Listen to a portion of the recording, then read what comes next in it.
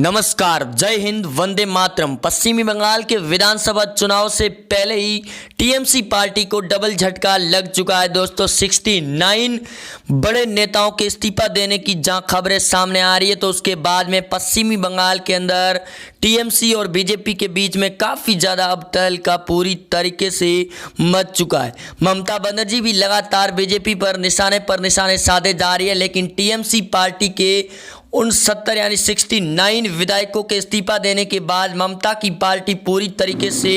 Back foot पर आ चुकी है। ओपिनियन पोल और सट्टा बाजार के अनुसार इस बार पश्चिमी बंगाल के विधानसभा चुनाव 2021 में 294 सीटों के ओपिनियन पोल के बाद में काफ़ी ज़्यादा सीटों पर बीजेपी पार्टी अपना दबदबा काबिल तारीफ के तहत मुकाबला कर रही है। वही दोस्तों, अगर आप भी चाहते हैं कि पश्चिमी बंगाल के अंदर भाजपा की सरकार बने और ममता बनर्जी को उखाड़ दिया जाए, तो वीडियो के कमेंट बॉक्स के अंदर जय भाजपा जरूर लिखें। वही ओपिनियन पोल और सट्टा बाजार के अनुसार ममता बनर्जी की पार्टी को 294 सीटों में से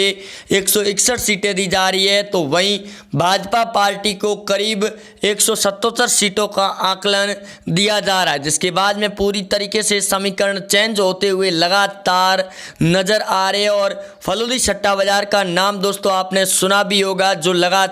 पिछले कई वर्षों से क्रिकेट से लगाकर गांव के अंदर होने वाले मैच पर भी सट्टा बाजार लगाया जाता है। वहीं सट्टा बाजार ने भी अपनी रिपोर्ट जारी कर दी है चुनाव से करीब 15 दिन पहले, क्योंकि मार्च के अंतिम दौर के अंदर चुनाव प्रक्रिया शुरू होने वाली है फर्स्ट चरण के तहत। और इस पर चुनावी मैदान को लेकर सट्टा बाजार ने रिपोर्ट और लोहा मानते हुए कहा कि इस बार पश्चिमी बंगाल के चुनाव में भाजपा और टीएमसी के बीच में टक्कर रहेगी। हालांकि सट्टा बाजार ने इस बात का जिक्र नहीं किया कि किस पार्टी की जीत होगी, लेकिन फिलहाल जो फर्स्ट चरण के लिस्टों के अंदर सीटें बताई जा रही है, उन सीटों पर बीजेपी पार्टी अपना दबदबा कायम करती हुई नजर आ रही है। वहीं आपको बता दें कि असदुद्दीन ओवैसी भी चुनावी मैदान के अंदर उतरे हुए हैं, जिसकी वजह से ममता को काफ़ी ज़्यादा मुस्लिम वोटर पर टूटने की स्थिति पैदा हो रही है, जिसकी वजह से ममता के लिए ये बड़े असंकेत सामने आ रही है। वहीं बीजेपी के नेता भी लगातार पश्चिमी बंगाल के अंदर रैलियां करते हुए नजर आ रहे हैं। और ममता बनर्जी के चोट लगने के बाद ममता एक घायल शेरनी की तरह फिर से मैदान के अंदर उतर चुकी है और ओवैसी को भी खदेड़ा जा रहा है। तो वहीं सीएम योगी आदित्यनाथ के द्वारा ममता बनर्जी को ही खदेड़ दिया जा रहा है, जहां 120 सीटें ममता बनर्जी, बीजेपी 161 सीटें और कांग्रेस लेफ्ट के महागठबंधन में सिर्फ 13 सीटों का आकलन सट्टा बाजार 2021 के अंदर दिया जा रहा है। कांग्रेस पार्टी का दोस्तों पूरी तरीके से सुपड़ा साफ है और 5 राज्यों के अन्य चुनावी मैदान के अंदर भी बीजेपी पार्टी ने अपने नेताओं की लिस्ट को उतार दिया है, जिसके अंदर ये दिखाई दे रहा है कि कांग्रेस इस बार इन 5 राज्यों के अंदर अपना सुपड़ा साफ करके ही मानेगी और कांग्रेस मुक्त भारत को बनाने की तैयारी बीजेपी पार्टी ने शुरू कर दी है। वहीं अब टीएमसी पार्टी के लिए भी बड़े संकेत सामने ये भी आ रही है कि ममता के जिस प्रकार बयानबाजी दी जा रही है, उसके बाद में सीएम योगी आदित्यनाथ की ठोगाई के बाद में लगातार ममता के नेता इस्तीफा देकर भाजपा के अंदर शामिल हो रही है। सीएम ममता बनर्जी खुद ब खुद ये बयान और इनका डर के ऊपर बयान भी दे चुकी है कि बीजेपी पार्टी जोरों शोरों पर अपना प्रोग्राम और ऑपरेशन चला चुकी है और इस बार टीएमसी के नेताओं को उखाड़ने की कोशिशें की जा रही है, जिसके साथ में कई बड़े नेताओं ने पहले भी इस्तीफे दे दिए। और अब फिलहाल में जो बड़ी अपडेट सामने आई है, उसके अंदर करीब 69 विधायकों के इस्तीफा देकर बीजेपी का दामन थामने का ऐलान भी जारी हो चुका है, जो एक डबल झटका लगा है। ओपिनियन पोल और सट्टा बाजार के मुताबिक भी ममता के उत्तरी 24 परगना और दक्षिण 24 परगना के अंदर काफ़ी ज़्यादा सीटें जहाँ दबदबा कायम था, वहाँ सीटें भी उखड़ने के संकेत मिल रही है। नंदीग्राम की सीट पर शुभेंदु अधिकारी और ममता बनर्जी के बीच में जहाँ कड़ी टक्कर है, वहाँ पर भी शुभेंदु अधिकारी के समर्थन में सट्टा बाजार की रिपोर्ट और जहाँ सर्वे की रिपोर्ट मायने सामने आई है, उसके अंदर बड़ी टक्कर दिखाई दे रही है। लेकिन शुभेंदु अधिकारी ये दावा कर चुके कि वो 50,000 वोटों से ममता को हराएंगे, तो ममता भी दावा